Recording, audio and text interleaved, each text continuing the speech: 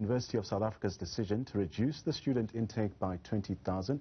Joining us now on another matter is Wits SRC President Mpendulo Mfeka. Mpendulo, you're here to speak to us about the initiative on raising about 21 million rand to help students who are financially challenged. Just talk us through the response to this campaign. How has it been so far? So thank you for having us. I must greet the viewers at home, greet other SRCs and greet the listeners. First and foremost, I must say civil society has welcomed us warmly. We've raised just under 200,000 from civil society alone. But Sentin, Stellenbosch and Orania have not been as receptive to us. We've not gotten anything from the corporate sector in South Africa. We've not gotten anything from Stellenbosch. We've not gotten anything from Sentin. So it's been difficult to raise the money for the students that are at financial risk. But I think we would be making a misdiagnosis if we said our problem here is the 21 million. Yeah. Our problem here is free education. And when I say it's free education, in 2017, the then President Jacob Zuma would have announced the free education to say NEFSAS will no longer be a loan, but it will be a grant. Today we see Askaris in government, our own government of the ANC, that are reversing the gains of the revolution.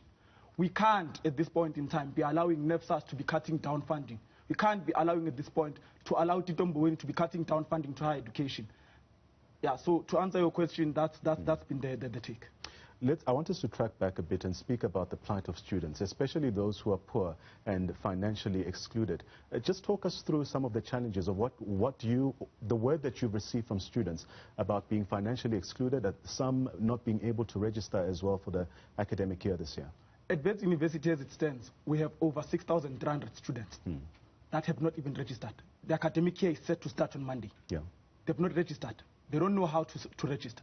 This morning alone, I had to assist parents who were without a place to sleep to shower in my apartment because they slept on campus to try and ensure that their students or their children are ensured and are coming into the system. Our problems are pregnant. So pregnant such that parents are on campus on a daily basis without a place to sleep. People come from rural Eastern Cape. People come from rural KZN to come and assist their children. Wits University has not responded very well to this question also, to say how is it that in the year of a pandemic, students are not allowed to register on the basis of saying they can't afford fees. So our problems are as deep as that, just to answer your question briefly. So in recent days, we've also seen protests playing out at Wits. Just talk us through that action and what prompted students to act. So what prompts students to act is to say NEFSAS has not paid. Not only has it not paid for students of last year, but it has not paid for the first years of 2021. First years of 2021 are languishing around universities, not knowing how is it that they'll get through the year. Yeah. They are languishing around universities, not knowing how they will register. They are without funding because we have a minister that is deliberate on destroying NEFSAS. The plan here, we must be very much well aware, the plan here is to destroy SOEs, it's to destroy ESCOM, it's to destroy NEFSAS. Once they've destroyed NEFSAS, then hand students over to bank loans and loan sharks. So we must, and as student leaders, we can't afford that to happen. It's something we cannot afford to happen. And I want to activate all SRCs. I want to ask the president of UKZN. I want to ask the president of UCT. I want to ask the president of TUT, the president of Soshanguve. All these presidents, they must activate the ground. We must take this fight to its logical conclusion. So there is also the threat made by students that they will continue with this action or intensify these protests on campus. Talk to us about that. It's no longer a protest now. I think in 2015 and in 2016 we protested long enough. Yeah. This is no longer a protest. We have people who are deliberately attempting to destroy the lives of young people in this country. And as young people, we have to stand, not only for ourselves, but for those who are counting on us and probably will never even get to meet us. It's no longer protesting anymore. Yeah. We need to charge the fight to its logical conclusion. We must visit union buildings as SRCs in the country. We must visit Cape Town as SRCs in the country because people are not taking us serious. So now, for those who want to donate to this fund or help raise this 21 million rand, how do they get in touch with you guys and how do they make their contributions? So as it stands currently, the Black Business Council, through Mr. Sandile Zungu, they've pledged that they will assist us. Okay. How they go about it, how they would want to go about it is on our Twitter links, on our media pages. We have our banking details as to how you can donate. Civil society has responded very well to our campaign, but the campaign is running out of patience now because students are unable to register to this point.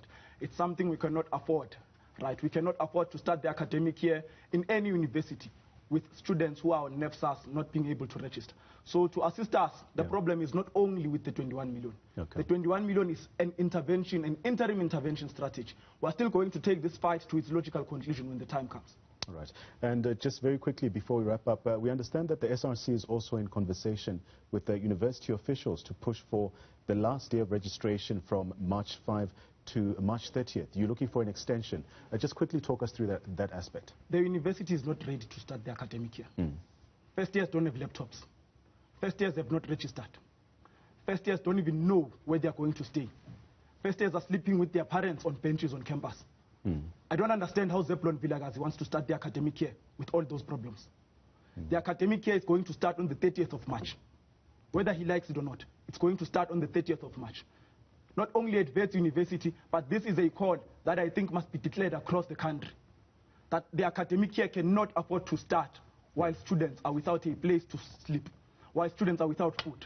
NEFSAS is yet to pay meals. NEFSAS is yet to do anything.